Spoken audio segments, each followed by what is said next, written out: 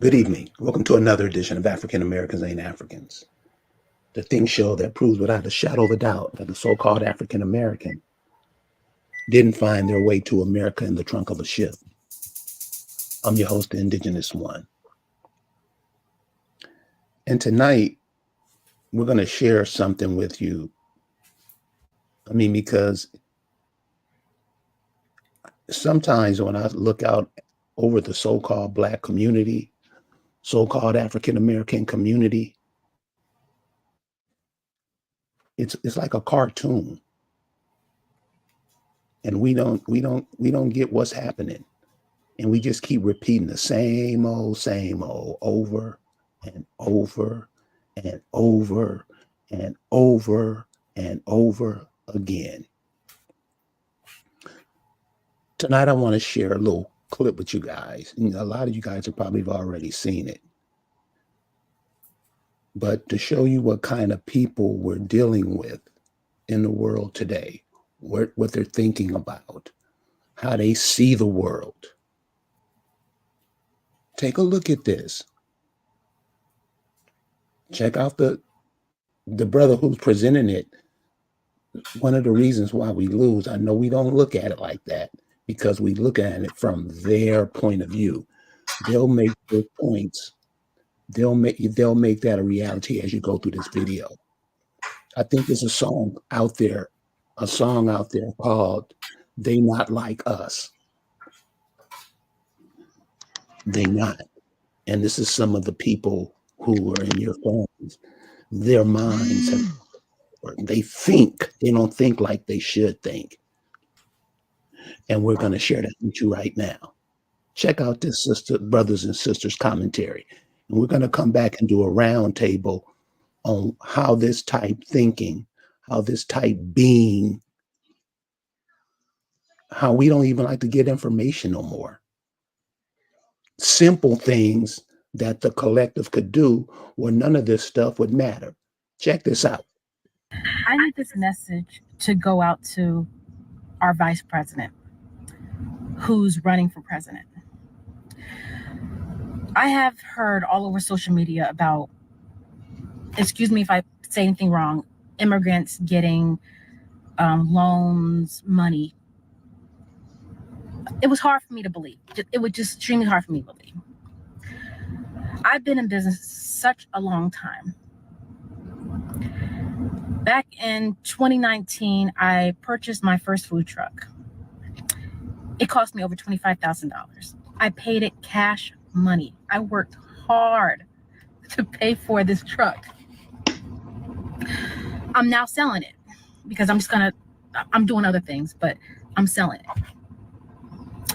I had a guy come to look at purchasing my vehicle or my food truck. And he explained to me he's an illegal immigrant. I can already see where this is about to go. She looked like she about to cry. Make sure y'all tap into the Patreon. Link is in the description as well as pinned to the top of the chat. Also, Teach Henley, 40% off your first order, 20% off for life.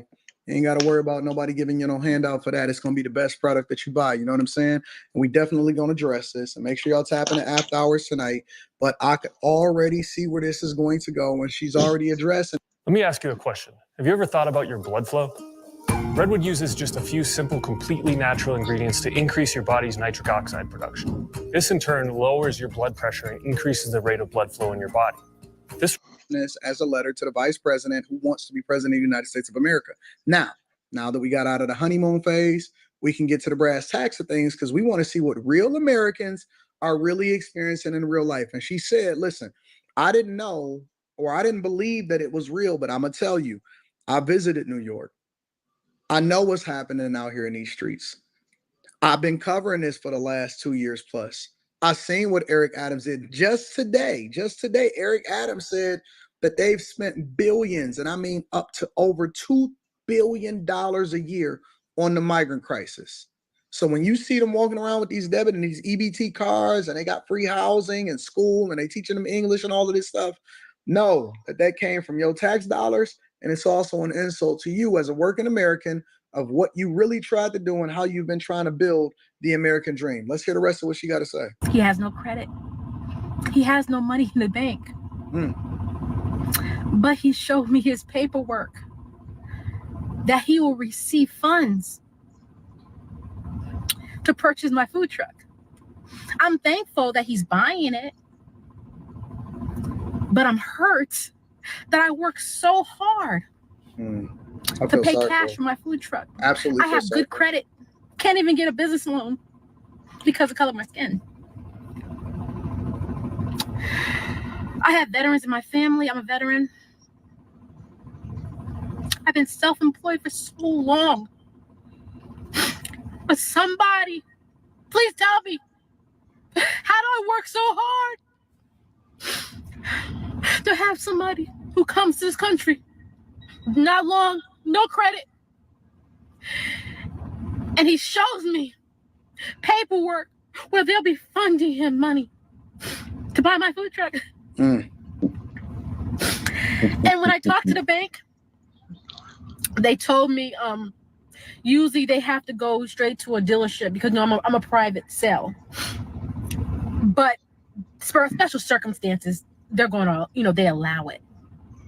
If you've ever built anything, and I know for a lot of people, this is hard to believe or it doesn't resonate with you, but this resonates with me because when you put your own money up and you had to get it out the mud and you built something from scratch, you built the business from scratch, you built the brick and mortar business from scratch, you built the food truck from scratch, you built your business out of your home, you know the dedication of blood, sweat, and tears, the lack of sleep, and all of the effort and hard work that goes into it in order to try to achieve the American dream. Whether you failed or you won, you have an emotional connection to the grind and the hustle and the dedication to that business. And so the business means more than what you make from it, or the business means more of what you sell the items in it for is meaningful to you. And so this election and what's happening right now, and the reason that she's crying is more than just the fact that, oh man, this is what's happening or it's unfair. It's an emotional connection to your dedication and your hard work of what it took to build this thing. It's almost like building up a house and paying it off only to see somebody come and just tear it down in 5 seconds. It's going to make you cry. It's going to make you shed a tear. But I need my president to tell me why I worked so hard all these years, all these decades. Couldn't get a business loan, but I bust my ass to get the money to create my business. And we got immigrants coming here. And they're getting money. Money! We're doing nothing. But y'all literally should be pissed off. Even people that have disagreed with me traditionally on issues that we still have a disagreement about. If you are a blackity black and you are a person that has argued with me in favor of reparations, even though I say that I don't believe in it, you should be offended. If you are a person that has worked your whole life and poured into the tax code, you should be offended. If you black, you should be offended. If you white, you should be offended. If you a person that is an American, if you're a person that migrated over here legally and went through the process and all of the long-term stuff that you had to deal with in order to become a citizen and then be able to do what you got to do on a regular basis and you pay taxes, you should be offended. Absolutely. If you have one of these leaders, a D.L. Hughley, a Charlemagne, a Ricky Smiley, sitting here and telling you that you just need to vote just based off of identity politics, you should be offended. If you heard that Ricky Smiley thing where he said people need to block you if you're not voting for Kamala Harris because you're not on code, you should get offended. Because they're not taking into consideration what people really going through in real life. And they so disconnected from what's real out in these streets that they won't even take into consideration what you think. They don't give a fuck about you. They only care about whether or not it aligns with their boule agenda of whether or not you are part of the divine nine. It's offensive. It's disrespectful to the millions of black people and Americans every single day that grind and hustle and push and focus on being the best version of themselves so that they can ultimately achieve the American dream. And they may fall short, but at least they tried, only to be disrespected by your administration. This ain't even people that focused on beating the system. These is people that walked in because the system said, beat me. That's disrespectful. It's absolutely disrespectful to you. To you, the person that worked every single day, that grind and hustle, and then you get your paycheck and you look at your paycheck and you realize that they took an egregious amount of taxes only to give it to other people so that they can take over your stuff, buy your stuff, and then hopefully benefit as a result of it and run this country and become the new voter bloc. They children are going to be the ones that inherit this earth, that inherit this country, that inherit the United States of America. Don't you feel disrespected? You don't resonate with this woman. You don't see her face right now. You can't tell that this woman put her blood, sweat, and tears into everything that she believed in, and they gonna make special circumstances. Everything that these people is doing is coming over here is a special circumstance in order for them to be able to. You're not offended by looking at the Taliban over there with billions and tens of billions of dollars. You know, I was doing a live stream today, and there was people in my chat say, "Yo, Anton, I was one of the people that worked on, or I was stationed over there, and they just parading around with the American military stuff, and the Taliban is celebrating 3 years of being back in power as soon as Joe Biden got back into office, August 2021. August 2021, they took back power immediately, and then they took all of the equipment from the Americans that left it over there. And so when Trump say that, it don't resonate. But when these real Americans say it, hopefully you start paying attention. Make sure y'all tap into the page.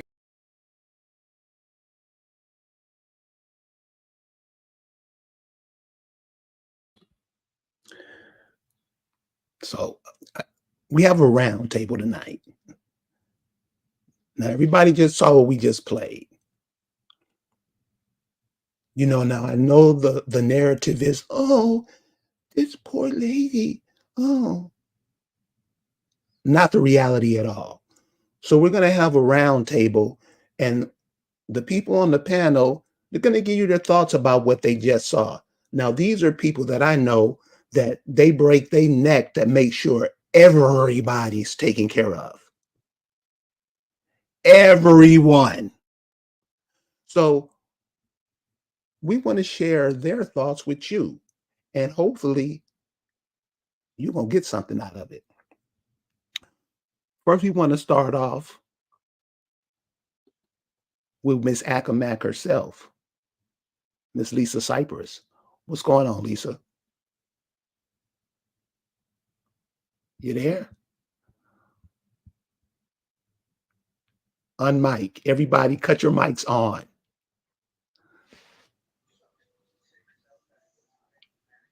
So I guess we'll start first with Mr. John Blocker. Mr. Blocker.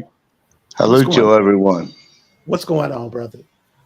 Not much, man. You know, I'm always busy. Always. Brother, what did you think about the clip that we just showed? It's part of the ugly reality that we need to realize. The only reason people are getting what they're getting coming here is because they're not pretending to be somebody else. Because we pretend to be other people and other things. This is why we're treated the way we are, and we can't seem to understand that that plays a part in it. We think that that has nothing to do with what our fake beliefs are. But here, this is your land. You need to claim your land. You are indigenous to this land. Stop claiming to be from somewhere else. This your land, you're gonna have to fight for it. Because they're giving it away. And you guys are helping them because you're not doing anything to stop it. They come here, you guys mate with them, you do everything with them that they want you to do, no matter what it is. You accept it. Stop accepting shit. Stop agreeing to shit, and you'll have some things. So let me get this straight. So you didn't have any. What did you think about the woman said you weren't to her plight? You wasn't saddened by her plight or felt sorry for her or anything? Because that's what I get from a lot of people. They'll start crying, you know. Yeah, no. See, Kerry, this is the thing with our people. We have poured tons of money into our own land, and we are the dumbest people on this land because we're paying for what's already ours. We pay through our labor, our false beliefs, the so-called trending situations we're in, the so-called acceptance that we do. This woman has worked her whole life for something that she was programmed to accept, just like everybody else here. And when she realized that everything she was working for was in vain, yeah, it is hurtful when you put everything you have into something, and then someone just come over and just take it. Cool, thanks, man. Miss Infused Virgo, your thoughts on it? Well, it's because of our acquiescence and silence and lack of knowledge, and as well as what Mr. Blocker said in regards to us claiming that who we are not, that it ended up this way. I mean, because if you go back and you actually were to read their constitution, it states that everybody is included except for the Indian not taxed. But somehow we became the Indian taxed, and we don't realize that the rug was pulled from underneath our feet. So now they're coming and taking what belongs to you. And we're also not claiming that $46 billion that they have set aside for the American Indian. They're giving it to the migrants and the immigrants now. So this is our fault. This is strictly our fault, and we shouldn't be crying about it. We should be ashamed. So what did you think about her saying, begging another immigrant to come over and save her? What did you get from that? I felt it was embarrassing, to be honest, because I was listening to what she said, and she said that she was a veteran. And I'm like, okay, you're a veteran. So in this realm, veterans have precedence over everybody else when it comes to business, house loans, and things like that. So I was like, that doesn't make sense. And then her crying and having a conniption fit in the car. What is that going to do besides get her laughed at? Kamala Harris don't give two fucks about her. Excuse my language, but she don't care. She don't care whether this lady crying. She don't care about none of that. I mean, if you paid attention to when she did her debate in Atlanta, she had Megan Thee Stallion dancing, and so she's making a buffoon out of the so-called black woman, and they're just co-signing with it. So it was embarrassing to me, and I don't feel sorry for her. I'm sorry. I don't have any empathy for her. I feel bad that she's losing her stuff and stuff like that. But because of her lack of knowledge and because of her miseducation, that's why she's where she's at now. Come on, you got to have some empathy. No, I don't have no empathy. We put ourselves in this situation. We got to get ourselves out. So are you saying, basically what you're saying is this is like the Black Panther Feed the Babies program or whatever. These things could have been taken up. These things could have been done during that time. Yeah. If our heads were on the shoulders right. Well, the Black Panther Feed the Baby program became the government program known as WIC now. Well, that's what I mean. You create something and then it always get taken away. Yeah, because you give it away. Well, okay, but I'm saying, aren't these problems that we keep running into over and over and over and over again because we won't change the way we think and look at things? Yes.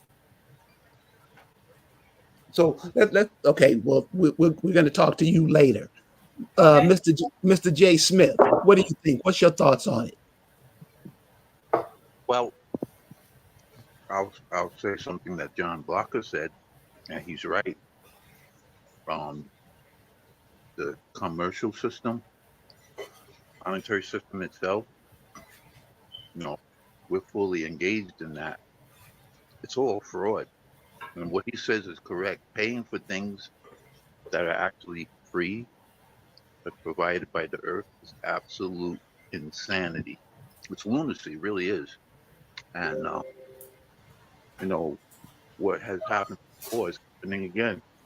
And in terms of what you're saying about being someone else that you're not, when you're from your origins is from another land, there are people that still hold on to that, even with all the information being dispensed from this source and others about us being attached to this landmass.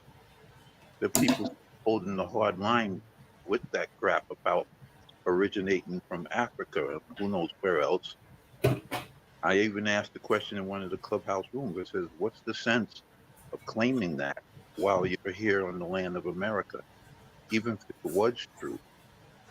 You know, it's absolutely, you know, insane to think that very ones that like like to think that everybody's a foreigner on these lands, they've always called on foreigners to come over here, you know, as reinforcements. That's all they're doing. A lot of those males that are coming across that border, I don't want to say that they're just migrants.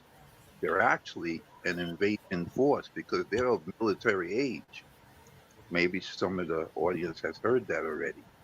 That's what's coming across that border. And they're coming here to do some damage. Like that brother you had on one show out of LA, that African that was out in the street begging. When he asked him why you're out here begging, then he told him what they did to him when he decided not to run weapons to deliver it to another location. When he refused, they said, you do what we tell you to do or else. And then they cut him off. They cut his card off. They cut his cell phone off, threw him out of the place. That's why he's out there begging, because he won't do the very thing. I don't even know how long this African will last, you know, after something like that. But they wanted him to do something that is unthinkable. And it's time for a lot of us to wake up and smell the coffee. That's all I could say about that. Jay Smith, thank you very much.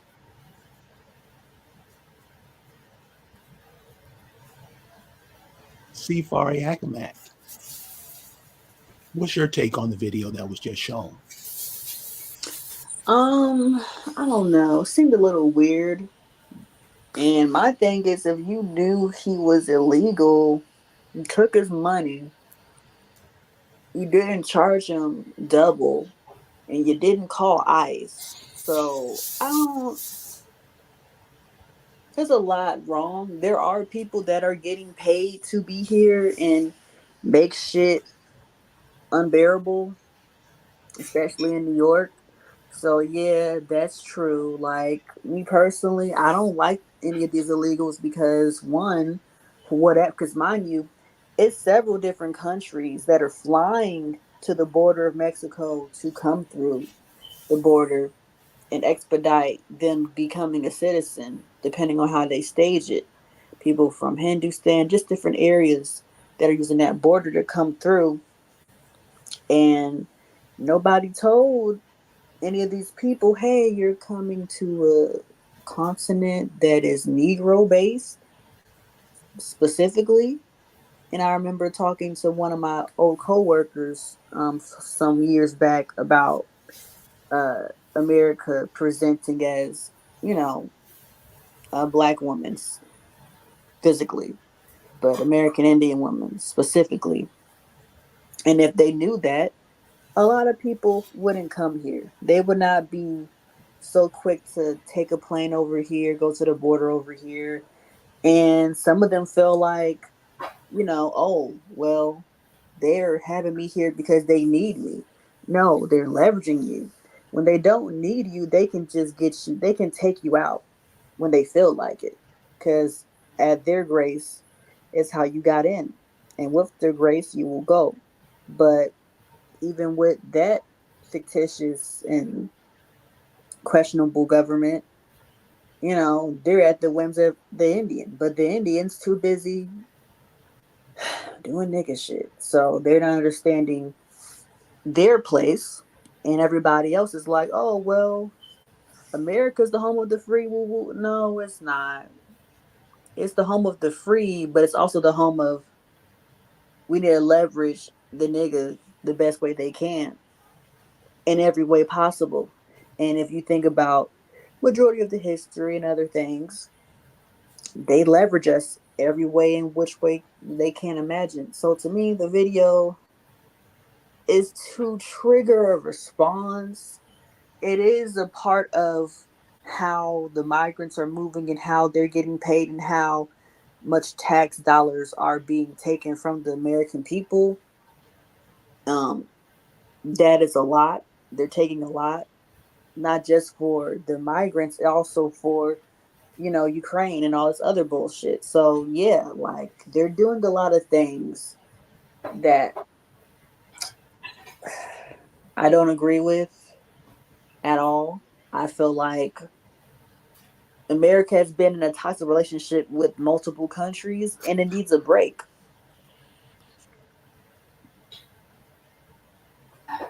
Thank you, C. Faring. Miss Cypress, your thoughts on that indigenous woman calling on Kamala Harris to come save her? I didn't get it. Can you give us your take on it?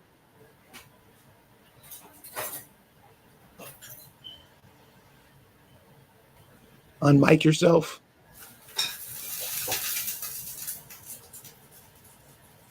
Well, since she's not here, I'm going to share mine. Yeah, she's trying to talk, but I think she's muted.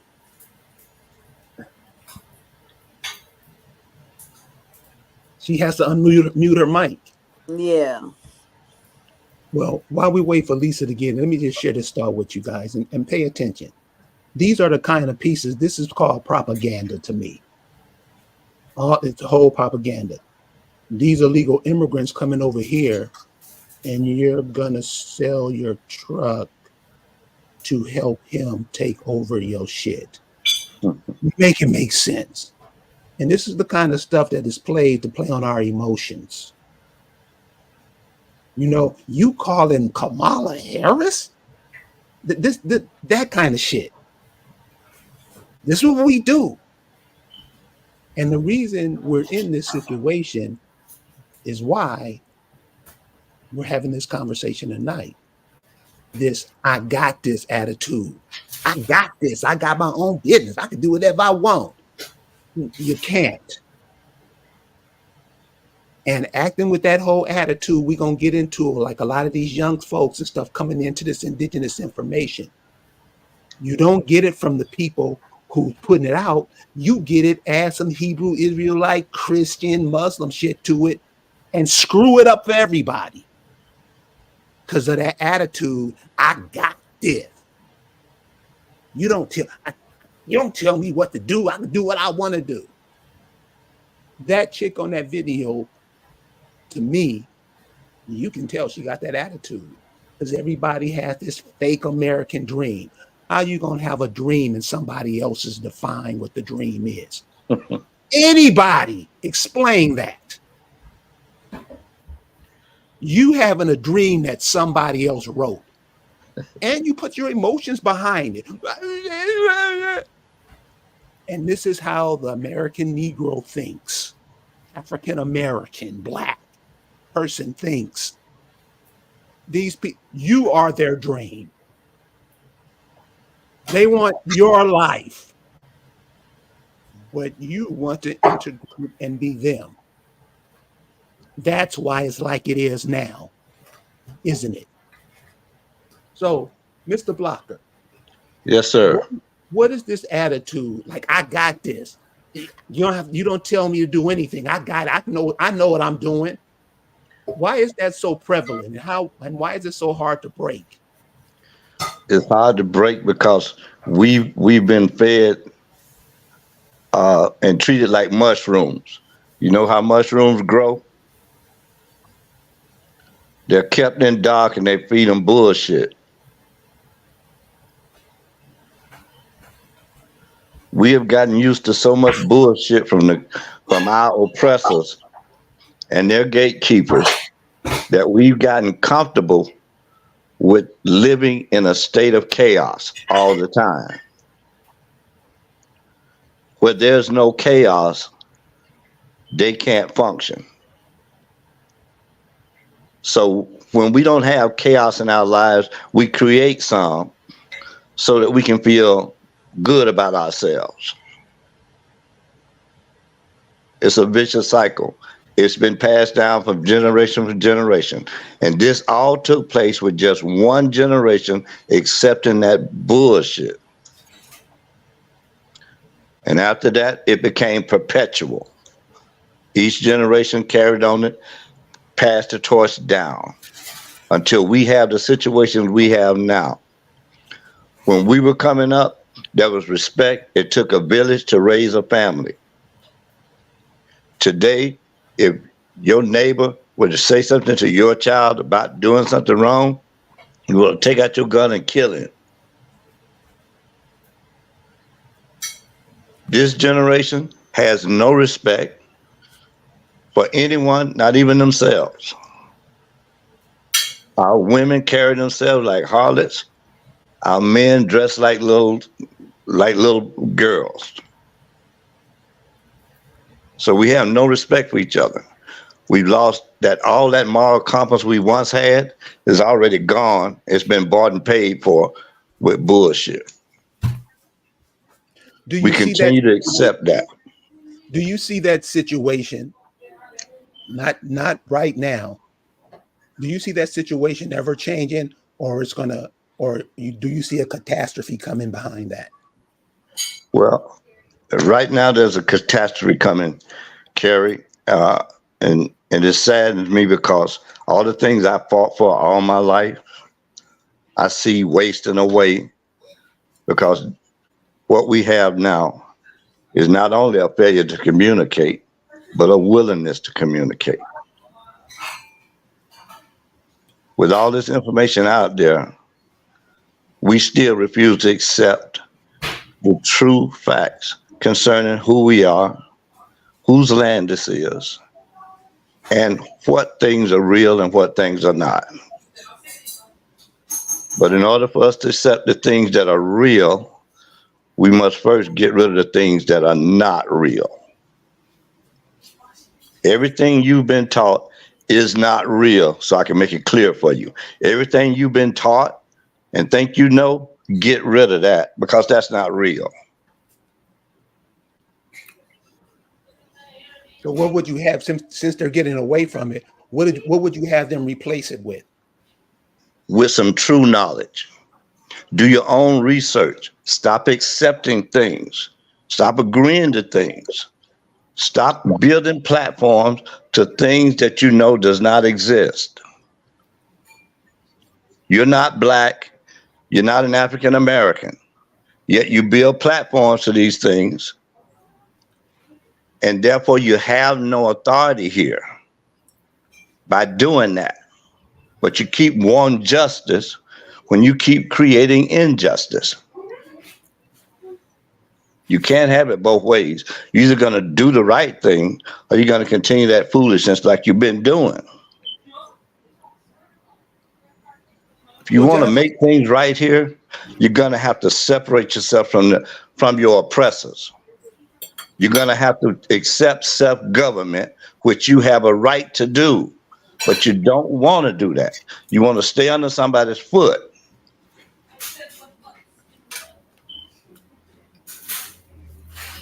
You want to run down there and vote. For what? This is your land. Why in the world are you voting?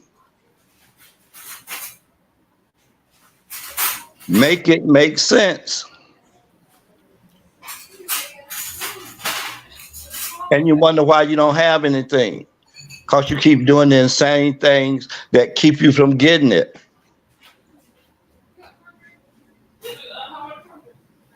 Again, you need to stop signing shit, agreeing to shit, and voting for shit. Your vote don't count. They just giving you something to keep your mouth shut. It's like y'all like babies. You know how you get when a baby go to holler and you stick a pacifier in their mouth just to keep it quiet? Well, a vote is just like a pacifier. It's something to keep you quiet. John, thanks a lot for that commentary. Infused Virgo, I got this. Okay, so What's that attitude about? you know what is a displaced attitude? I don't even think that sometimes people realize that they're protruding off an attitude because it's so natural to be on the defense all the time. Everybody that has a lack of knowledge tends to be in a survival mode, and their idea is that they have to beat the neighbor. It's like a crab in a barrel mentality. And it's elevated to the point now that there was a little bit of water in the bucket. Now that water is boiling and all the crabs are trying to outdo each other to get out the bucket, and there's no exit. They're all gonna boil. And with that, it's just like, if you guys had, if people had to sit back and they were to read, I'm gonna bring this book up because I'm always talking about this book to you, Carrie, The Miseducation of the Negro. You would understand why we are at where we're at today. And not only off of what Mr. Blocker said, but Carter Woodson, even though he used the African or the colored analogy in the book, he says that there were people who were here, and there were people who were in Africa. They are not the same. He specifies it at the end of the book, but nonetheless, he's telling you that basically we were a product of the biggest switch and bait scheme ever. And he goes into detail in regards to education, in regards to the politics, because he says we don't know how to be a part of politics because we never come to the table with anything. Asian people go, if they're going to be in the political scene of America, they come to the table asking for something to support their supposed candidate. We just follow who they tell us to, and we don't come to the table with anything. We have no representation in regards to this political system they've created. Not that we need it because this is our land, but still on the same token, we as a collective just give away our vote. And when they're talking and they're using words like minority, they're not talking about the African American. They're talking about women. They're talking about gay men, gay women, Asians, Mexicans. They're not talking about you, but you have been programmed to think that you're a minority and you're not. And that's why those supposed bills they create to help minorities don't go to come to our community ever. They go to the Asian community, they go to the Iranian community, they go to the Russian community, because they're all considered minorities. And so they have a lot of wordplay and a lot of spell casting in the things that they are saying. So that attitude that you're speaking of, I think, comes from lack of education and lack of self. And so people are always on the defense because of the fact is that their body knows that something's not right, but they're not paying attention. And they also know something's not right because we're impoverished. I mean, look at how these inner cities look. So you know that something's wrong. But because of ignorance and once again acquiescence, we just accept it and just keep on moving and creating fads for everybody and making money for everybody else and not doing anything for our own communities. Jay Smith, I got this.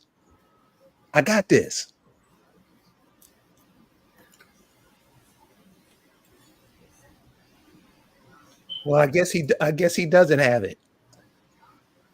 The attitudes that we're experiencing with the youth now, and this is you there, Jay Smith? Yeah, I kicked myself out by mistake. I got this, man. How long is this attitude gonna prevail?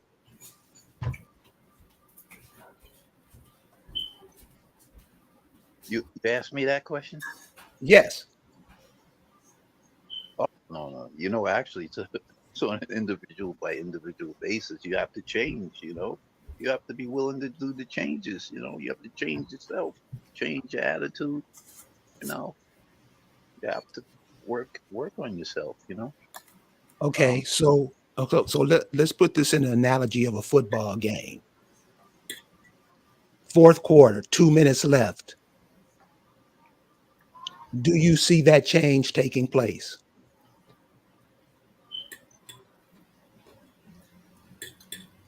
Two minutes left.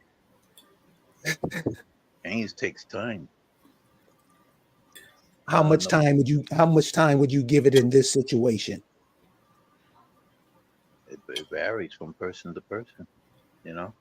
Oh, there's a point I want to make a reference to what John Blocker said, and I think in Hughesburger when she said education.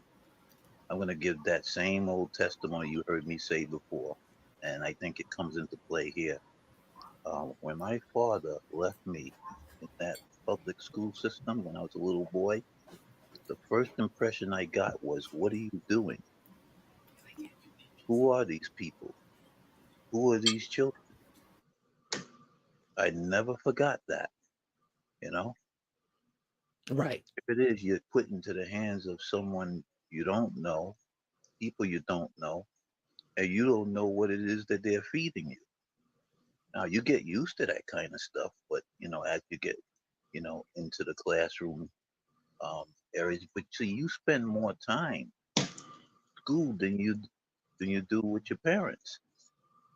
That kind of activity is what really, really drives in whatever it is that they want to put into you. In terms of what John Block was saying, it's garbage.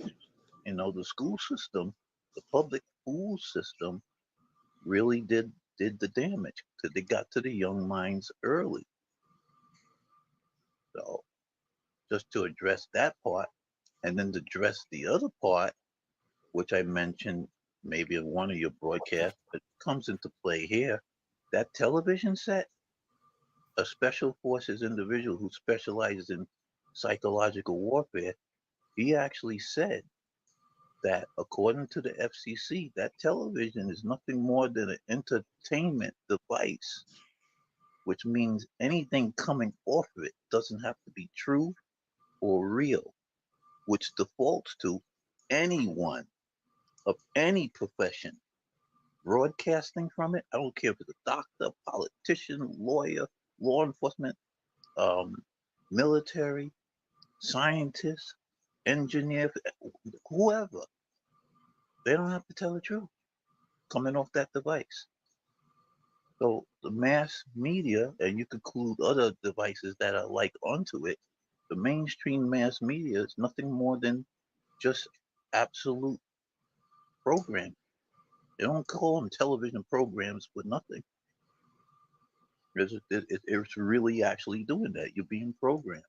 You're being programmed in such a way, not only it steers you away from the truth, but it basically puts you into a position to serve others that have no actual feelings towards you and don't care how you survive. You're in survival mode all the time. That's not living. You're not supposed to be in survival mode all the time. So Right. it's the kind of world it is. Right. 51 won't stop. So hello, finally I got in there. I got this. I got this. Well, first of all, I don't believe that woman. Her acting was atrocious. She did not seem real to me. My, grandchildren can fake a cry better than that with real tears. I didn't see no tears. When you cry and there ain't no tears, I didn't see tears. She acted like she was crying. I ain't see no tears. I think it was just a bad acting job. But whatever. And anybody who would even bring themselves to tears because you don't it was a big old, it's a big campaign. Niggas don't trust Kamala campaign, and everybody's got to separate you dum dums so that you can't get your act together because you're so busy thinking whether you're team Kamala or team Trump. You ain't thinking about your life and what they doing to it. So no, I don't believe that. I don't even believe any of that. I don't believe she was saying what she said was a script. I don't believe that she was really upset or found. Oh, I'm just hurt by this. It's a campaign to get to let these African Americans know you ain't worth nothing. We ain't giving you nothing. You think you're going to get something from Trump? Nobody cares about you. They give anybody. And then she turned around and said the real dumb thing. Oh, it's because color of my skin, I can't get. Honey, the Mexicans darker than you. So what? It's not them Indian, them East Asians, them Southeast Asians darker than you. The Africans sure darker than you. It ain't a skin color thing. They all getting the ticket to ride. They all getting privileges, benefits, money, loans. So it's not a color. So why would, after all this, she's still talking about color? She's dumb as I don't know. Is it real? The script was bad. If it was a bad script, it's dumb. Because how you not gonna know? It ain't your color, boo boo. When are we gonna figure that out? It ain't your color? Because there's a whole lot of colored people coming up in here, getting a whole lot, stepping all over you like you're a rug. And we're not getting it? I don't understand. And then it's for I know. You know, what is this? What happened where everybody knows? I know. I got this. What is that? What is that? Where did that come from? What was it that programmed people into believing or thinking this way? That you can't tell you nothing. You can't tell me nothing. Where does that come from? To me, it's some kind of spirit. It's like a spirit of arrogance that's like, and just ego driven. And it's just all consuming, and it is rotting the brains of society. So were you like that with your grandparents and parents when you were coming up? You know, if they told you something, would you jump off with that attitude like, I got this, I know what I'm doing?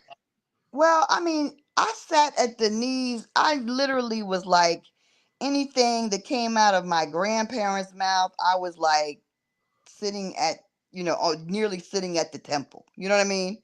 Seriously.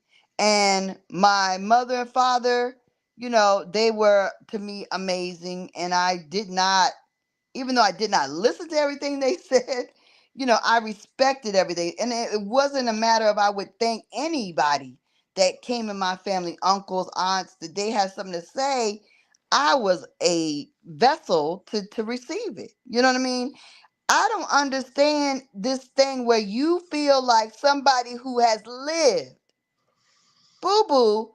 It's like there's a whole attitude that your life and what you've gone through is not what books are made of, right?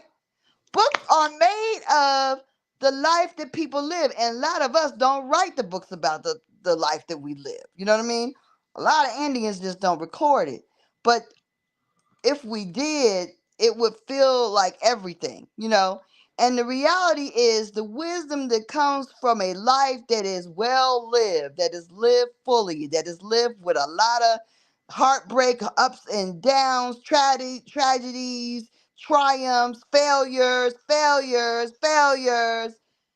You have a lot to give to people. You have a lot to teach people. And it's like a kid, and as a kid, and when we were little, we had bigger families and stuff. We watched the older ones get their ass kicked, right? You learn. Oh shit. What? Oh no. Excuse me. Yeah, Gene. Oh, he got his block knocked off. I ain't doing what he did. You know what I mean? Yeah. Oh, what? Oh, Sharon. Oh, that's not the way to go. You know what I mean? You know what I mean?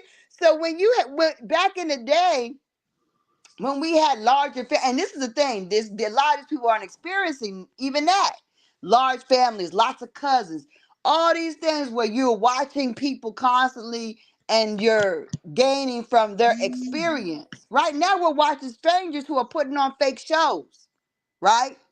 Putting on fake scenarios. So what do you gain from an artificial reality? Right? Where you really don't even know if any of that, and most of it's not true. But I got this because I'm watching some artificial AI and I'm watching these people tell their stories. People believe that all these people on the internet are telling the truth, that they're really going on these adventures. and that they're really doing it all on their own, and they don't have a crew and people and backup and all. People believe it. They don't believe anything is propaganda. They don't understand that nearly everything is propaganda. But then the people that got your wisdom, that lived it, you don't know what people been through. It was a whole different world 20, 40 years ago that you weren't there to live. But yet you think by Googling it, you got everything that we went through? Oh,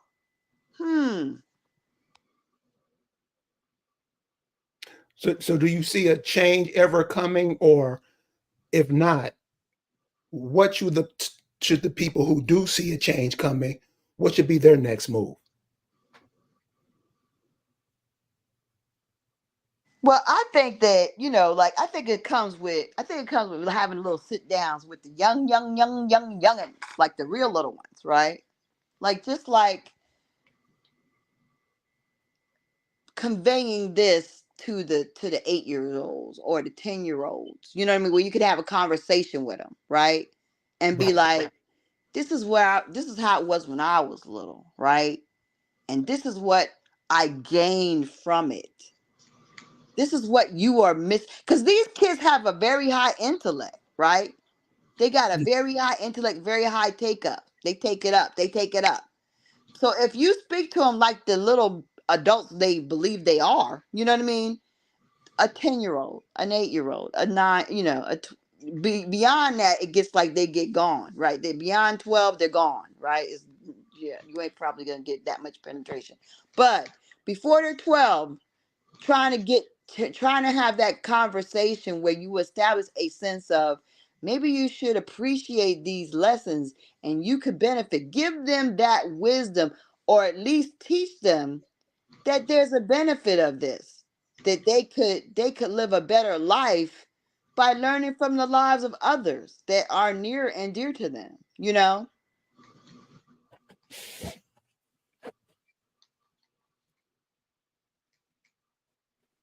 So with everything that's going on now, everything that's going on in the world now, what is it looking like on your end,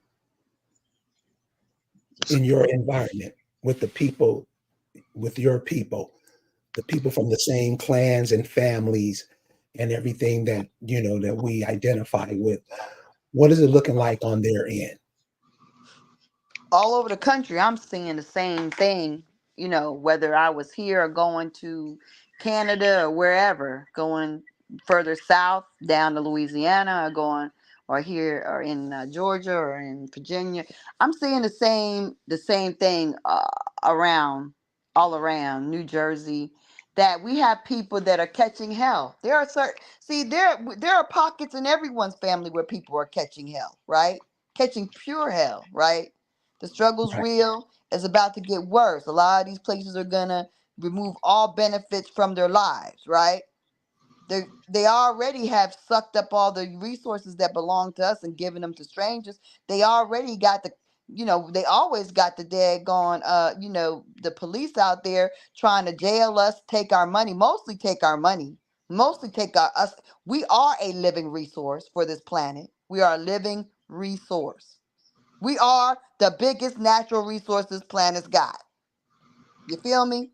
One more So time. Say that one more time. we are the biggest natural resource in this planet. We are it, not all of the people, us, particularly the American Indian. We're the biggest.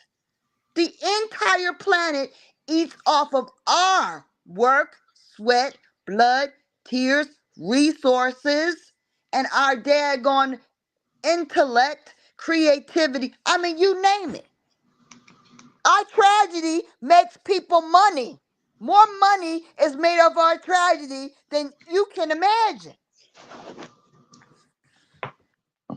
You go to courtroom and you watch how people are doing things, and if you are an immigrant, you come in here, they got an interpreter sitting there waiting for the daggone the Mexican illegals.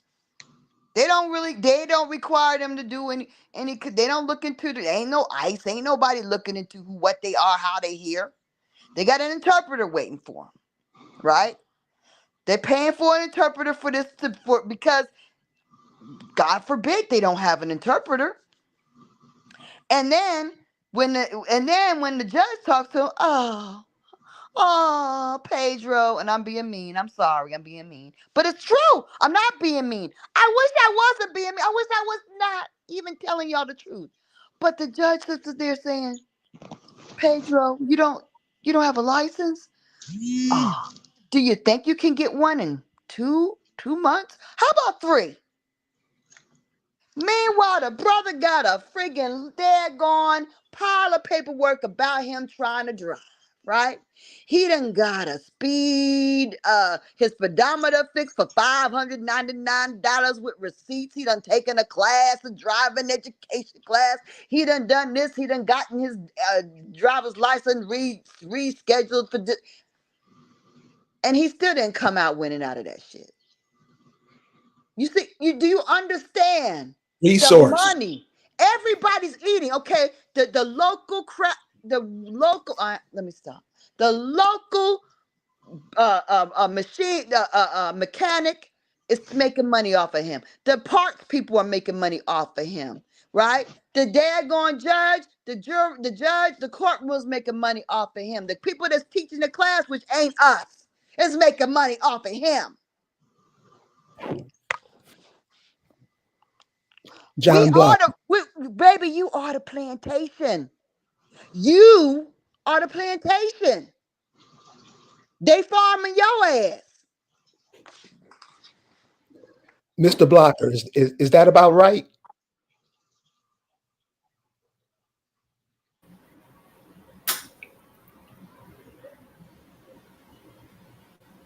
Infused Virgo, do you concur with that? I completely agree with everything that Lisa has said. Because in the courtroom, it's bank. I mean, and you're what they're financing. Your birth certificate is financed. Your marriage license, your fishing license, your driver's license, everything is financed, and you're the financee. And they make money off of you no matter which way you turn. I completely agree with that. We are the resource. Jay Smith. So what about that, man? With all this going on, when you have this generation of people who obviously aren't paying to the things that are going on in real life, they're just paying attention to all this artificial intelligence that's going around. What's in store for them? What does it look down the road for them? I hate to say this, but one person said this, and he said it for a reason. Basically said, in the wild, the prey that's not alert gets taken first. So you're not aware of what's going down and what's about to go down, and you don't care, because when you look at the general population, the attitudes, they're more about the distractions. They're about that entertainment. They're not interested in, learning anything of significance, learning the truth, knowing why things work the way they do. And some are actually active partakers. You know about those gatekeepers. They're part of the actual distraction to begin with. Look what they pulled in 2020. They had people on their knees lining up to take what your buddy in LA refers to, and he refers to it appropriately, to take that demon semen by way of the hypodermic needle. Now they're already at the point where they know they got these people. Some of them are actually in the ground because of it, and others are pending. Even the way they came at them, at first it was like an insult on intelligence. You'll get a lap dance, you'll get a burger if you take it. Then I guess maybe enough people didn't take it. Then they started coming out in their true form. Well, now you're going to lose your job if you don't take this stuff.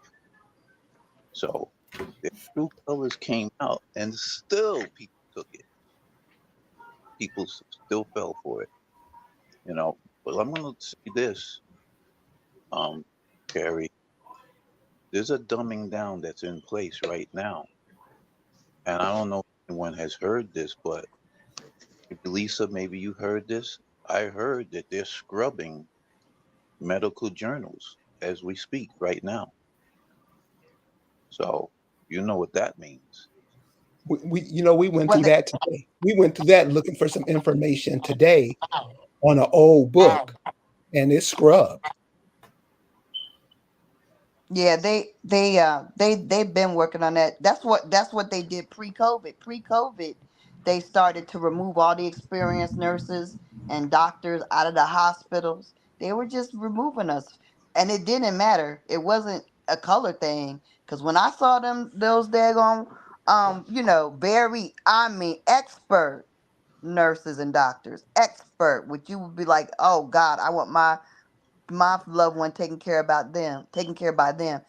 They were removed. They and in a worse way, they just lied about them, pushed them out, made them feel like crap. I mean, it didn't matter. It didn't matter how good these people were, and these people were really great, really great.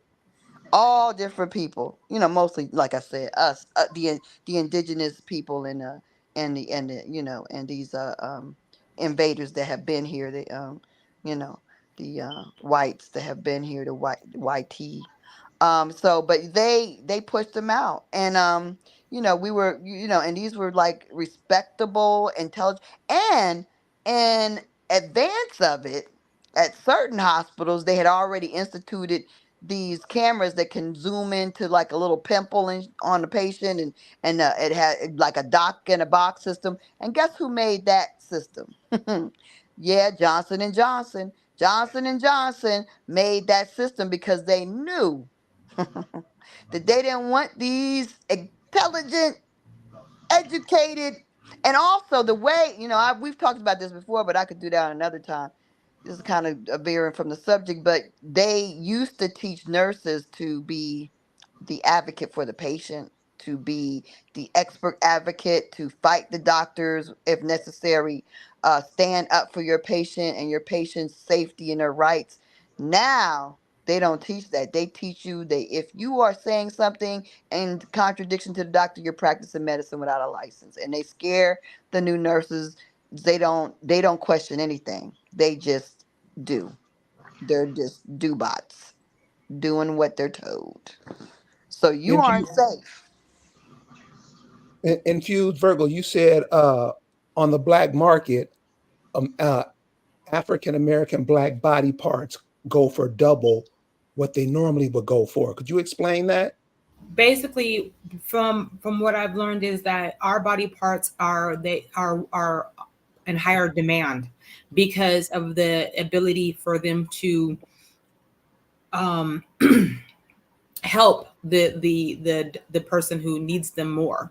So our body parts go for more. And I mean, in fact, nobody really talks about it, but we can go back to Trayvon Martin. When they found that young man, he was missing his lungs, his heart, and other body parts. And there was a theory that Dick Cheney had got his heart.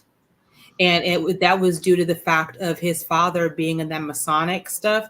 And so he was trying to get to the 33rd degree. And to do that, he had to make a sacrifice. And they chose to sacrifice Trayvon. And at that same time, Dick Cheney needed a heart. And he ended up supposedly with the heart of Trayvon Martin. So our body parts are valuable because of the fact is that we have an innate ability to heal ourselves from within if we follow our diet that we're supposed to follow. We don't fall prey to a lot of the diabetes and so forth. And so I'm not a medical professional, so I don't want to step on anybody's toes. But I know that if we were to eat our correct diet, we wouldn't have a lot of the ailments that we have. Exactly. So, Mr. Blocker, what you were saying? She's absolutely right. Your diet. They understand that your diet is the most critical part of your survival. If you ate foods indigenous to you, sushi is not indigenous to you. Buffalo is indigenous to you. But I don't like buffalo. I want me some cow. Cow is not indigenous to you. But I want me some pig.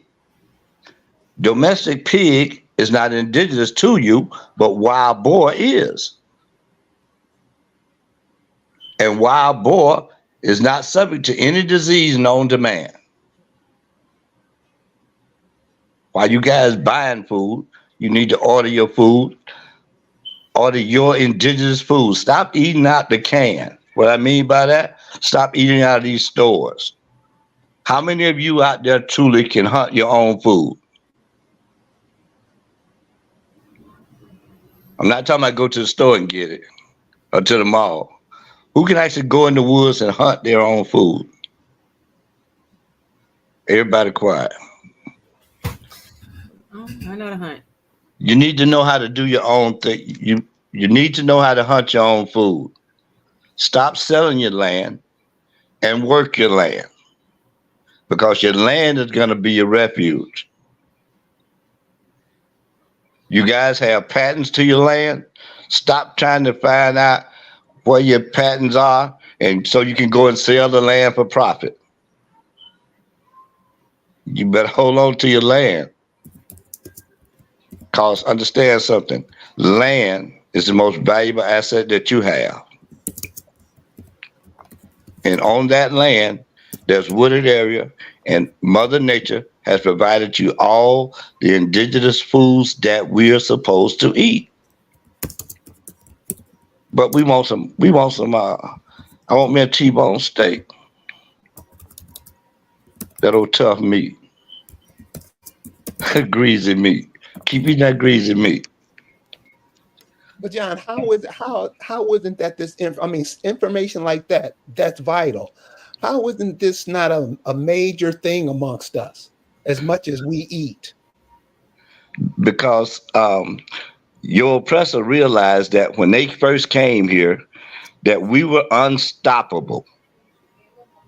We had tribesmen that would run at a full gallop for 24, 36, 48, 72 hours straight without stopping. We were unstoppable because of our diets. Every time you run to a dentist, you should think back to your ancestors. They never went to dentists because of their diet. Their teeth grew back on their own. Self-identification is the best identification you can have. You're indigenous here for a reason.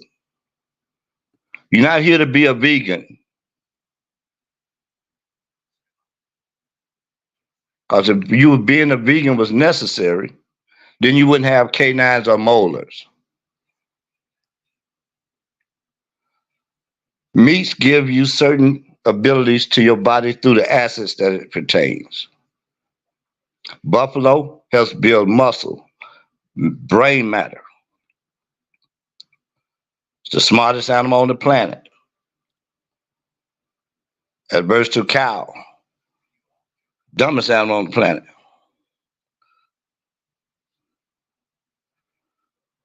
These meats are indigenous to you. You can order these meats online. But we don't like buffalo. We don't like wild boar. We don't like deer meat. We don't like rabbit. We don't like coon. We don't like fish. We don't like anything that's indigenous to us. We want sushi. We want Thai food. We want all the stuff that's harmful to you. Eat the foods of your land, and other people coming here won't be able to get rich off of you. But we have this fascination with the word new. We like big mouth bass. New is like something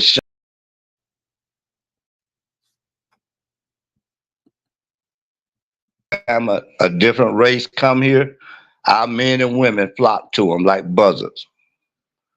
Stop polluting your gene pools, people. Stop weakening your genes pools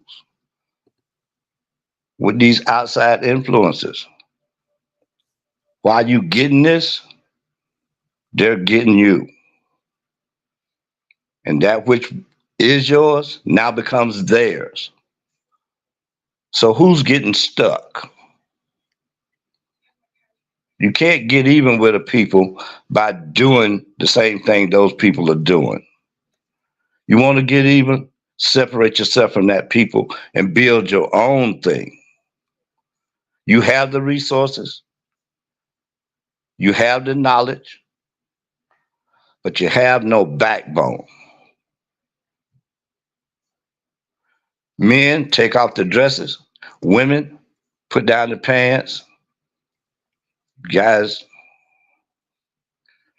everybody has a place in this world, on this land. Women can't be men, and men can't be women. The sooner we realize this, because trying to be those things, we're not productive. We're being counterproductive.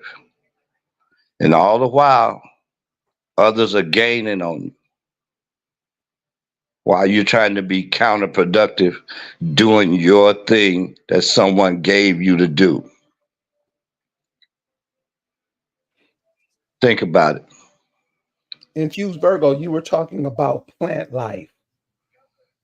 How do we integrate plant life into what John has just said?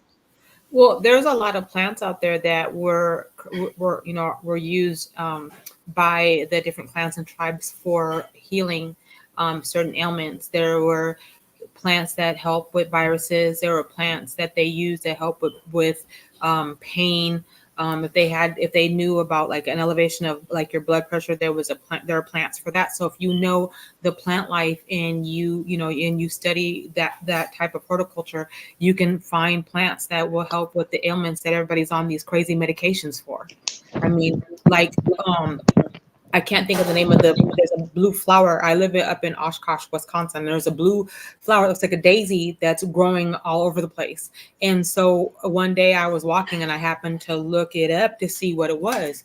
Then I looked up the health benefits, and it's a viral block. It basically helps with whooping cough and anything that would affect your lungs. And so I started picking it and started drying it and saving it to make teas and things from it. But if you learn the plant life, you're going to find your medicinal purposes for it. And that would be beneficial considering the fact that these pharmaceuticals are doing nothing but killing you. Sifar and Akamak. John just talked about, mixing with other people, taking in other people's cultures and food. What do you think about that, mixing with other people and other ideologies and other ways of life? I think that they don't, for me, my personal experience being an Accomack female in general, American Indian, I don't know how people do it, honestly. For my personal experience, literally, it don't matter what color man that is an American Indian, they act like bitches to me. I have coworkers that are of all different demographics. And for some time, I was working with white men. And my old job, I worked with white men. And when you work with them, you realize you would never want to date them. A lot of them have weird ideas about women. A lot of them hate their wives. A lot of them don't know how to communicate, or they can. Some of them are good at it, but because they're sociopaths, some of them are okay, but they don't really know how to manage dealing with the niggers in a specific industry that they're not used to. They're not good with a woman having a sense of identity or self, or think they are somebody in any way. It threatens them. When I go to QT in Howell Mill area in the morning, there's a bunch of conquistador descended Moors, the Hispanic motherfuckers, and they act like they run shit, and I have the urge to scalp them. So the idea of working, or the idea of dating and having a child with any of them, the more I'm exposed to them, the more I'm disgusted. At my old job, I had a horrible review by a fucking Mexican. And this particular hoe ass Mexican, I did the most work, hardest work I could imagine. And they gave me the shittiest score ever. So, off of that, power of that, I would never consider it. I don't care how fine they are or how nigger presenting they are or whatever the case may be. It will never be an idea in my mind. I'm too much exposed to how much the men of those particular bloodlines don't fucking like people like me. And So when you for say my, people like you, what do you mean? I mean, so-called Black American, so American Indian, Eastern Woodland person, a person that is in a specific industry that is not really male dominated. So for me, it's all people act weird around me in general because of the trade I'm in. So I'm not gonna put it out there because I need to. I'll graduate and I'll let you know. But I'm not gonna put out where I work or whatever. Fuck that. But that industry is probably the sassiest trade ever, and I will never be that sassy in terms of how the men are in that particular trade. So when you see how they really act, it's like it's a no-go off top. And my thing is, I don't see how the men fall for it because they've been leveraging you forever. Like, my thing is, when a person of another race dates another person from another race, the intent is, I'm going to replace the negress you're supposed to be with. I'm going to replace that weird white chick you're supposed to be with. Essentially, you're a fan club. You're a member of their fan club. You're never going to be like them. You're just a member of their fan club, period.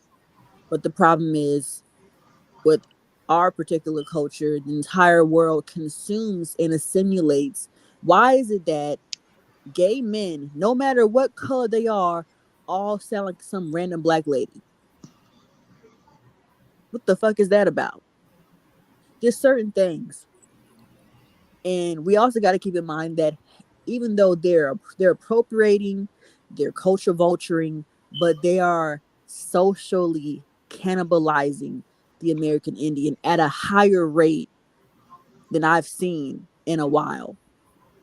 I feel like this is the highest rate of of culture vulturism I've seen in a long time. It's always been there, but it's like an ongoing onslaught. You know, it's just slowly, it just continues to go. But I also feel like if you are a person who's dating outside of your race, maybe that nigga who's dating that white chick maybe they're both European. Maybe he's straight European. He's just doing what his folks used to do. You know? So maybe there's that part of it. There's a lot of darker Europeans in this country that pretend to be one of us. I've worked with several.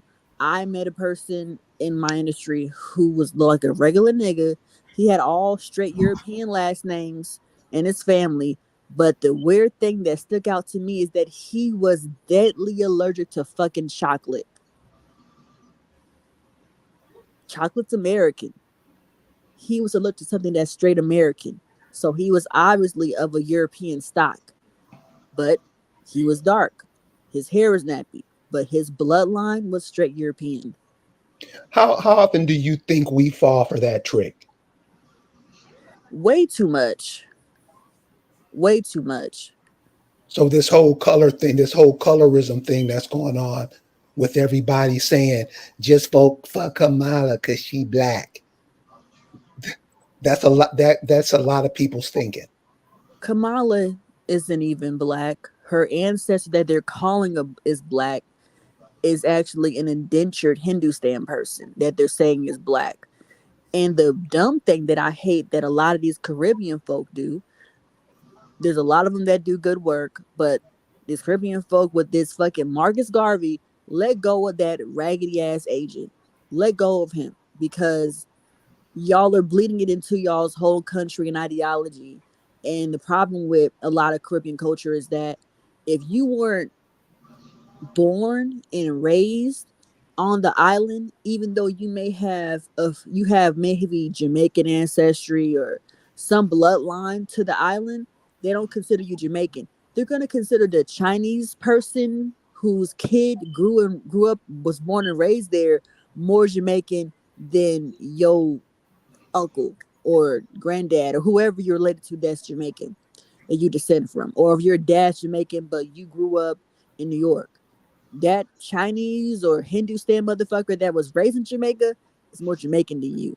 That to me was a very dire mistake, because Kamala is leveraging that shit to the hilt, going to a fucking HBCU, a fucking, which is really an Indian school, pretty much. Most of them are. Then doing that shit, she did, all this pandering. The pandering with this whole thing is disgusting. I don't like it. I think it's gross. I don't really care for either candidate, either way. They get on my fucking nerves, so I'm not doing shit. This shit can burn, fall off for all I care. But the way that she's leveraging this fake "I'm a black chick" thing, I'm not gonna hold you. Obama did the same shit. Obama's one parent is Kenyan, the other parent European. He's Doja Cat before it was Doja Cat, because Doja Cat's mom is a European white woman. Her dad was South African. So they're the same people. They're cosplaying as a so-called black American when they are not. And Doja Cat, just stop saying nigga, because girl, you don't date niggas. You date white boys. Stop saying that shit, for one, because nigga means American Indian. You're not American Indian. You're just a fucking African with a European mama. You're just a weird alternative version of a fucking black European, essentially. So Faring Akamak, you're a young lady. How is it that people that would be considered your mother's age, your aunt's age, do you see where there's the disconnect, where they're rooting for this chick from another country? Where does that disconnect lie? Not just with the women, with the men also. I think, well, you gotta keep in mind, Kamala is in their demographic, I believe. Or maybe she's a little bit younger, but she's within that. Either she's like late Gen X, possibly, but some people just don't think. They don't research. They've been trained to consume. But it's weird, because if you consider their generation, they had to do research. Either you're gonna go to the library, you're gonna look at some go to, I forgot what they're called, where you look through it like it's not a slideshow, but it's like different little slides to look through stuff. They're gonna do certain stuff to find things out. And if they didn't, they just wouldn't know until something came up. So even with the whole thing of meeting people in person, you had to call them on the phone, you meet at this time, you meet at that time. So a lot of it was on the will of trust or whatever. But now it's not even a matter of trust or research. Most people just don't want to fucking think. And the whole thing of I don't want to fucking think has gone through not just them, but way past their generation, past mine, to Gen Z. So to me, over time, from when they were doing research and using encyclopedias and typing and shit, from now, our society has been taught to not think. They wanted more workers, they wanted more Slavs, they're gonna get it. But it took that much time to get it to where it is now. It may be that her generation was the start of rolling out don't think or certain type of propaganda, but at a point they were encouraged to think and to think critically. Now it's not really a thing. Like when I was in school, we were taught to think critically. Now motherfuckers barely want to even consider shit being fake. So I feel like the way it connects is what things were done when they were younger, like Operation Paperclip in the 70s and things of that nature, MK Ultra in the 60s, and other different projects that progressed when they were coming up, and how things like Silent Weapons for Silent Wars came up into we're gonna make a positive thing that her generation likes to do become let's pew pew pew each other. Everybody's a thought, everybody's a whatever, nobody cares. And they're taking a song, a culture that was b-boying and emceeing and music and all that to pew pew degradation and mindlessness. But it took several things over that time, because if you think about my cousin Thomas, he lived in the Bronx at a certain point, and when he was younger, he saw a crate of pews, you know what I'm saying, in the hood. It's just there, you know. If you go a few years backwards, my parents would go to New York, even though it was considered very fucking sketch at that time in New York. You know what I'm saying? They would go party in club and see a whole bunch of classic hip hop acts at that time. So at that time period, he saw the pews, they were partying, whatever. They had Operation Paperclip, other projects, crack, several things happened. Heroin, 70s, several things were ongoing. You go to the 60s where Black Americans had prestige and degrees and whole ass families, to 86 where they were like, I don't need no man. And how welfare was like, you can't have a man, you ain't getting no money. So there were several things, and we've been at war this whole time. It's just at this point, everything's coming to a head all at once, and everyone can feel it. Not just my generation, not just my mom's generation, the ones even after me and in between. Everybody's feeling the repercussions right now. Infused Virgo, you talked about Ashistica folk. Could you explain what that means? Asiatisca folk. That is the basic ethnic group of the European, Siberian, African, Indo-Asian, Middle Eastern. That's how they're classified. I believe I sent you a picture a while ago of the whole spectrum of what was considered Asiatisca folk. They so Kamala, being from Hindustan, would fall under being an Asiatisca person. And so how do we get it where they're like us? We're clamoring and saying these people are us. Because the lady on the video that I showed earlier, she was begging that lady to come help her. What does that mean, and what does that implant into other people's minds? I'm gonna say ignorance. I mean, it really starts off with ignorance and not wanting to accept who you are, and also allowing other people to tell you who you are. We've been allowing people to change our ethnicity since the 1700s, when we were American Indian, then we went to colored, then we went to Black, and then we went to African American, and who knows what we're going to be next. I mean, and we don't say anything. We just accept it. Suddenly we're that. It's like we're acquiescent to the fact that we've been changed from this to this, to this, to this, to this, to this, to this. And we just go, oh, okay, no problem. And we just continue on with it. So I think, like, I feel like the rest of the world looks at us and laughs. I think they find that shit funny, because we're so quick to jump ship on who we are to become what they want us to be.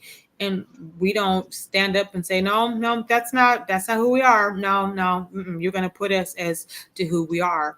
And then we have to go back. I'm sorry, we have to go back, and now you got to go back and claim it and do all this stuff. I mean, we can walk around saying we're American Indian all day long, and people look at you like, no, you're not, you're African American. You're like, no, I'm not. And then, because I've gotten to this debate with people here, and they get, the Native Americans get upset when you claim who you are.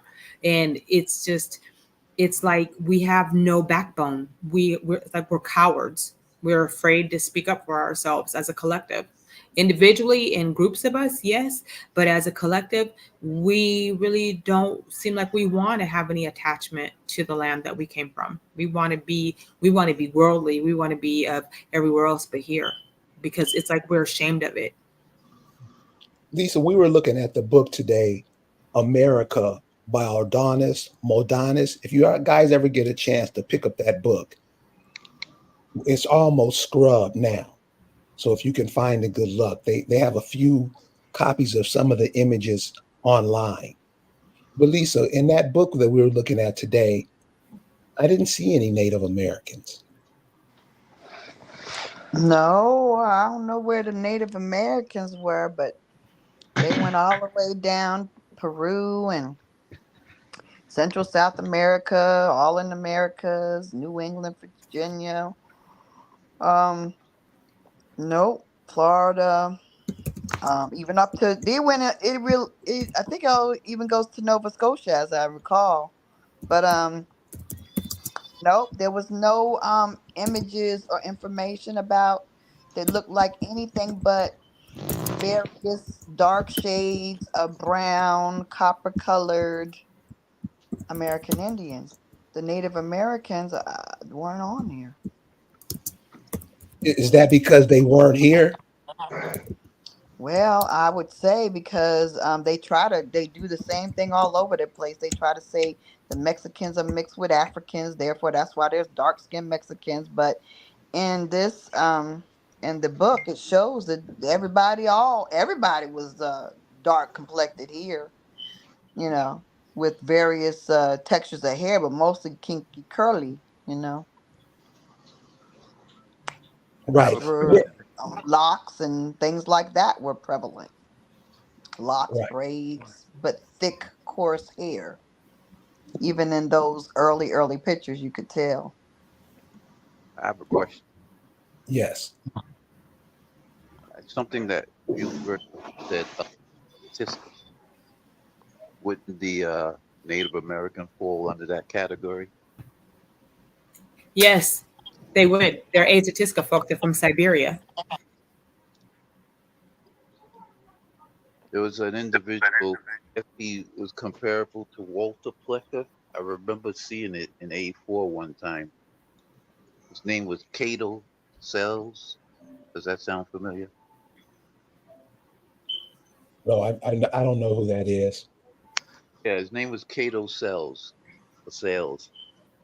He actually was instrumental in removing books that actually gave reference to the Native American being from the location we know as Asia.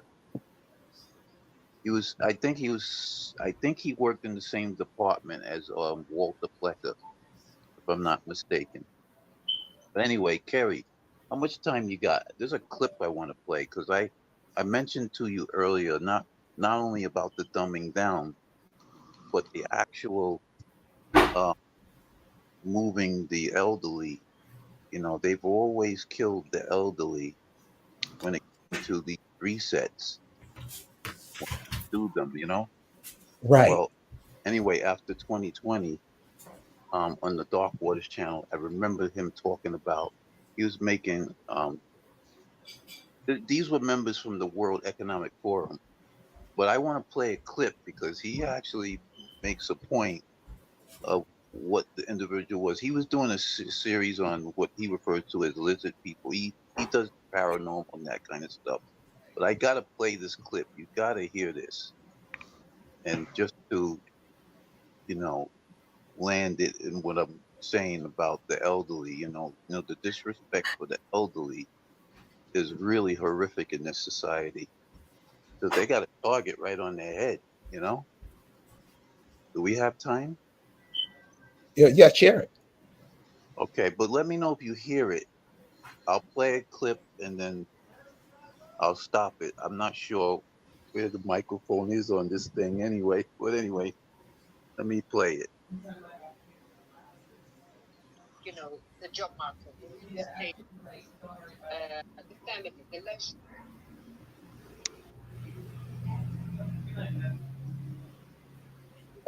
Barely hear it. You barely hear it? Hold. Barely hear it. All right, give me a minute. So if anybody likes to join a discussion or anybody has some ideas or some insight to what's being said tonight and could lend some credence to it, please join the discussion. I'm putting the link to the chat and I'm sending it now. All right, I'm going to try one more time, all right? Can you hear me? Yeah. All right. Let me know if you hear it, okay? Culture, performing arts, everything changes right now. You can hear it. No choice. Say again? I can hear it. Okay, now I'm going to play it. Listen to this. Need to reimagine a new future because we can't go back. Impossible. Even before COVID, the vaccine won't help. To help us, of course, will make things more manageable, but it won't take the. So basically, they broke the world, and they're telling you can't go back. They broke. Millions of people broke the whole economy, broke everything, and they give you a solution on what they broke. I'm going full Sam, and that's your thing. When I do go full Sam, I want to ask you ahead of time for forgiveness. Give it from my mouth. Get a little passionate when it comes to people blatant disrespecting everybody. You know what I'm saying? That's like standing on the corner, somebody's smoking a cigarette, talking to your friend, and the dude just walk up and step on your shoe and just keep walking. He don't say, excuse me, he don't say nothing. Man, you slapped the lips off that boy. And he just stepped on the whole world's shoes at one time. We can't go back. We're already in the process of rapid change, fueled by new technologies. COVID just accelerated changes that we thought would take 10, 20 years, like moving a lot of courses in the university online. They happened within 2 to 3 weeks. Because you broke it.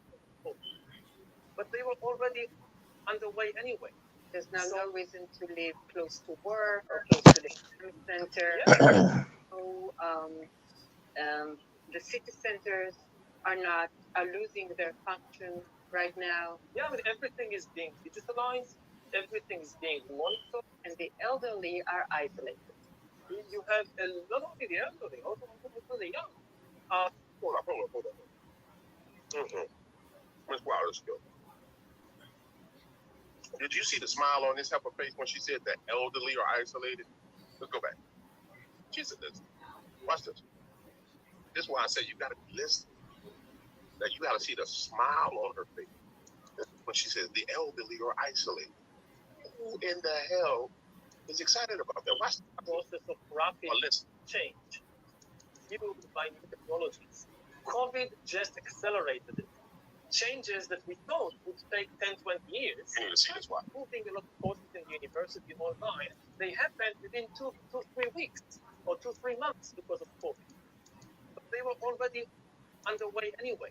There's now no reason to live close to work or close to the academic center. Yeah. There's no the city centers are losing their function right now. Yeah, everything is being digitalized, everything is being monitored, and the elderly are isolated. You see that smile, that evil smile on her face? You see it? Let me just make it full screen. Look at that smile. Like she's like, the elderly are isolated. Like we achieved all our goals that we set forth. And to think about it, literally listing out the goals: A, B, C, D, E, F.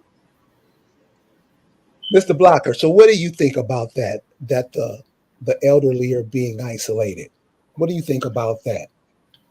Well, he has a point, because your elderly contain all your history and your knowledge. So if you isolate them from the whole, you have what you have now, even dumber people. Our people have no guidance as it is already. And you remove the elderly, your elders, which are the ones that are responsible for teaching the young. Then you have no guidance. Now you have babies raising babies. Basically what they want. Right. We agree with it because what? Your neighbor can't chastise your child because if he put his hands on your child, you want to kill him. Right. We have a caller coming in. Elkaman, welcome to African Americans Ain't Africans. Hey, how you doing? Hey, what's going on? Oh man, peace and blessings to you and everybody on the call. Oh, peace and blessings to you also. Yeah, just wanted to just touch on something real quick and fast. It's our people need to understand what's going on, you know, and they need to wake up very fast because where we're at, you know, they have invaded, you know, and if our people don't, you know, get rid of that black thing and come claim their American indigenous status, they're going to be wiped out fast, very fast. And we're just seeing it. And like I was telling you before, Carrie, in the town that we live at, you know, we're all related. But you can see right now with this immigration thing coming in, the way it's in, it's here already. Like, you know, we got to move fast. Our people, we got to come together quick because there's no more time left at all. No more time, you know. And it was something that I had heard, you know, maybe y'all can verify it, but this is the last year that they're giving our brothers and sisters an opportunity to proclaim their indigenous status. You know, from what I understand, after the end of this year, that's it. You know, because I think I can't remember what it was called, but it was like 10 years ago, I think the United Nations had opened the door up for us, you know, and I'm not talking about the United Nations that the United States created in New York. I'm talking about the ICCJ in Geneva, Netherlands, where they're not allowed. That's why they said, if anybody, when y'all get a chance, look at what Joseph Biden said. He said, we don't recognize that court. That's the court that Benjamin Netanyahu has a warrant out for his arrest. That's the actual court. And that's where they sued the United States. I think it was China. Japan. I think when they dropped that bomb, Germany got their reparations. And I think, I'm not too sure, don't correct me if I'm wrong, because I believe that was the other United Nations dealing with the Jews. But time is running out, you know, and you know, that's all I wanted to say. You know, you got to stick together. Yes, thank you, sir. You're welcome, bro. All right. So what the young man said, anybody can get with that? Can we give an amen to what the brother said? What he was talking about is reality. Well, reality is we do need to claim our indigenous inheritance, but we won't do that because we're afraid of the repercussions. We've gotten solved, Carrie. Yeah. We don't have any backbone. All the warriors, there's only 5% of the warriors left. Everything else is wearing dresses. Right. So how did brothers go to pushing these dresses so hard? How did this whole "I want to be a woman" thing? Where did that come from? They saw it on TV. So, John, let me ask. So these cats that want to be women, these women that want to be men, since they were all created by a male and a female, and they themselves taking themselves out of the equation, man, you mean these cats can't see that? Well, no, because understand, Kerry, it takes a pedophile to create both. And then those pedophiles create more pedophiles. And it becomes like the vampire effect. One vampire bites a victim, and then that victim takes on another victim. Right. A lot of people that are claiming to be gay that was forced on them as children, and then their childhood was stolen from them. So as they grew older, they just, again, we accept things. We accepted it and we kept living that lifestyle. And then we got enabled through manipulation and by putting certain people in positions to carry out those manipulations, gave them authority to be and acclaim and reinforce that particular confusion. Because it's confusing. There's only male and female. There is no alternate sex. Anyone tells you that there's something wrong with them. All you gotta do is look in the mirror and see that in order to create, you need an opposite of the other to create something. Not the same of something. We are our own self-destruction. We allow everyone to define us but us. And we're comfortable with that. So do you see the damage that it's causing?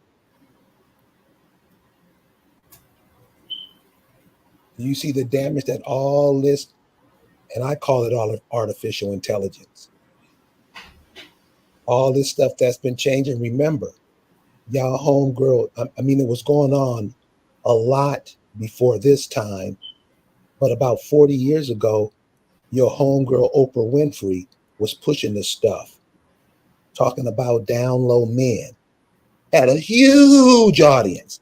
Most of the women who are in their 60s now were Oprah fanatics. So all this thinking, all this way of thinking, and I can believe this, I can do what I want to do, is pushed through the culture from the people that most of you guys worship. That's what the brother was saying earlier about the television. The television is just here to baffle your mind, to entertain you. So we're going to go ahead and come to the wrap up now. But before we close out, I want to get the thoughts of everybody on the panel, and ask the question, where do we go from here? And I'll start with you, Infused Virgo. Where do we go from here? Or what steps should we take so this onslaught won't do what it's supposed to do? We need to stop being so against each other and really start listening to each other, because each one of us on this panel, for example, has knowledge. We have knowledge in different areas that can benefit growth for the future. And we need to embrace that and start applying it and teaching the children and those who want to learn, because there's no point in trying to save everybody. It's a done deal. It's no reason to. But for those of us who are like-minded, we need to come up with things and work together, put all petty bullshit to the side, and really start developing some plans of action to protect people that are like us and our children and our grandchildren. And thank you for hanging out with us tonight. Really appreciate it. I love being on here, so thank you. Sifari Akamat, your thoughts.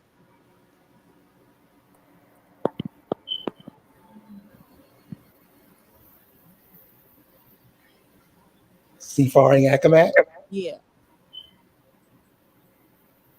your thoughts on the subject? On the subject, What do we have to do, or what should be done right now going forward, compared with everything that's right in our sights, what we see, what's attacking us? I think what's been going on, like if you just look at the scope of the internet Indianism bull BS, is that a lot of people that have been doing these shows or panels or whatever, is so many, whether it's on YouTube, TikTok, or other platforms, even Clubhouse, or Fanbase, but all they've been doing is just talking, and they hit a wall. And it's like, if y'all would just stop worrying about clout and just let go of the ego, there could have been so much already done. There was a point on Clubhouse where they were supposed to do some thing to help other people that were stuck as American Indians secure themselves, whatever.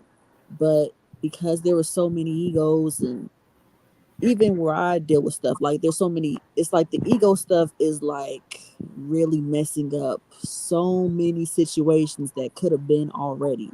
Who knew this stuff maybe 3 or more years in advance? Some people even farther than that.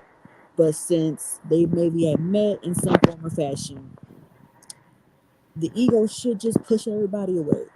And it's like, if I could imagine every one of those people that were from these different platforms coming together and securing stuff the right way at the time that they all could have met, like all could have met each other or whatever, maybe even a year or whatever, things would be so much different. But that takes so many people, and even with generational wise, community wise, it's not really helping us. And if we could get past that, more things can get done. Even with our situation, like even with certain stuff that happened with us, and what, not with us, but like just certain things that have happened recently, where people's egos just get in their way. You know, they just get in their way, and it doesn't benefit them.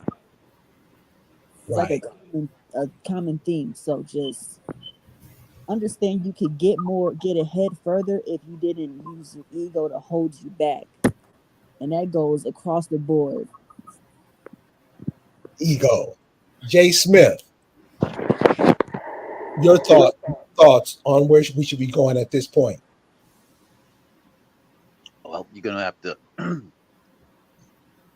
keep your composure and batten down the hatches.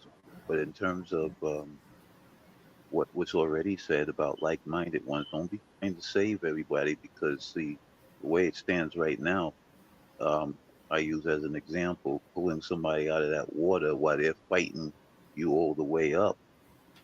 You put that person into your boat, they eventually throw you overboard. You leave them there, because people can't. If they're not willing, they're not willing. You can't change them. You know, if they're fully vested in their ego, like the infused Virgo was talking about, leave them there. What else can you do? The old saying, you could lead a horse to water, but you can't make him drink. So just know who it is, who you're dealing with, and go there. Thank you for that, Jay Smith. Mr. Blocker,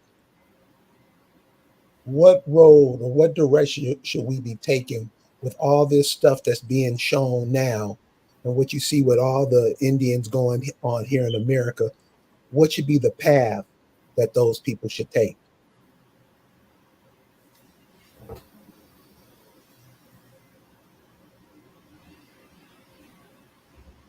I guess Mr. Blocker got caught up. So Lisa, same question to you. And you're fighting it every day. I'm back. Okay.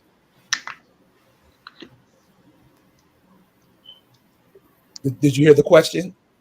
No, what was it? The question is, in what direction should people who recognize in the writing on the wall, what direction or how should we be looking at this? Well, we should all be putting our heads together to try to find a solution to this situation, because we can't do anything individually. But as a collective, we can be unstoppable. Everyone knows that but us. That's why we fight so hard to keep from being united, because we're afraid to realize that together we are stronger. And for those of us that want to work towards that, Carrie has my information. I'm open for any suggestions or anything positive that you guys got that you want to try to put together. I'm down for it. Me too. John, thank you for that. Lisa Cypress, your views on the future. Okay. Oh, well, you know, my whole view is like, you know, save who you can, but save yourself first. You know, it's like you're in a plane crash, right? You got to put on the oxygen on yourself first, right? Because if you ain't alive, you can't help nobody else survive. So you got to save yourself, get yourself straightened out. Go to the Social Security online and change your identity tonight to from African American to American Indian. Point blank, period. First step. Like, what we playing for? Go and change your SF 181 to American Indian. Stat. What I feel like is people need to be repatriating. That's what I feel like, because when you claim your true bloodline, territory, wherever it, and I don't care. Like, people are like, I'm a lot of things. So why is that stopping you? Why can't you be Catawba, this and that Creek? But I don't that is who you are. You know, claim it. I don't understand. Okay? Especially your mama's side anyway. But basically, the thing about it, I don't want to get into it, it's too much. But the reason it's the most powerful thing is because it puts you in your rights, because you're not faking it. You're not in one of these social groups that are like, yeah, we're Indian and we're together and we're going to go buy some land. You're not doing that. You're doing what empowers you, and not only empowers you, but it impacts you, but not only you, but your kinfolk for, like I say, 70 generations, by doing it that way, by repatriating. Because what you're doing is you're reestablishing your rights, your lineage, your identity, and most importantly, your connection to your land. In your land. Because real Indians have land. Real Indians have territory. It's either it's gonna be within your name, or someone else in your nation's name, your kinfolk's name rather, and their genealogy through their surnames, or the actual nation itself is gonna have patented land. But you can't attach see, this is what it is. Even like, okay, let's say you go out and you buy some land and that's on my territory. It's going to be, you might not be happy with the outcome. Because when you move and you're reclaiming your land, some people are going to have to move away. So to actually establish it the right way, with the foundation where you're in the right place with the right people and the right genealogy, is a powerful thing, because it's unshakable. Like, you stand up to scrutiny. You can stand up to whatever. And you can assert yourself in a certain way, which gets you thrown in jail. You know what I mean? And not to be, I mean, it's a serious thing, but it's not serious, because its charges are so bogus that's how desperate they are. That is how desperate they are to stop what we are doing. That they would do something really fraudulent that is purely malicious prosecution. And they're creating all kinds of paper trails of it because that's how desperate they are. And but more importantly, what I want people to know is that's how strong our rights are when we do it that way. That you get people so freaking backed up. Corporations, BlackRock, what is it? Good. These corporations that are behind what is happening to me, right? These corporations, BlackRock, the Greater Good Company, Preserve Communities, Bay Creek, Catamount Properties, these corporations that are about stealing indigenous land, always. You left out the railroad. Well, they pulled up the railroad tracks in Northampton, and they took that money. How many they got? Like 3. They got some kind of millions of dollars for the daggone rusty iron. For the ribbon rail.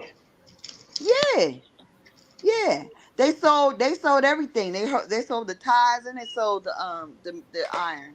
But yeah, and it's crazy because folks love an old railroad. They love that, But that's how greedy they are. They'll siphon anything. And they'll take it. And then if you try to say, well, wait a minute, how dare you? You want something for nothing. I want something for nothing. That's what they say. That's what they say. Well, my people, y'all don't understand that most of us don't even know what it is, what the struggle is in some of these little communities that don't have resources, where they got to work around these people with bad attitudes and very racist all over the country, all over the world. And they have to subject themselves to living in places that you don't really know, because like there were people that come to the summit. You didn't know that they was living without electricity. You didn't know that they didn't have no running water. You didn't know these people got a whole daggone side of their houses full of water and mold. You don't know. People present themselves well. We present ourselves well. You don't know what our folks are going through. I do know what they're going through. They may not see me at their door walking around because I'm trying to fight for my life right now. And they don't know that I actually am in tune with everything that my folks are going through out there. And that is why I fight so hard.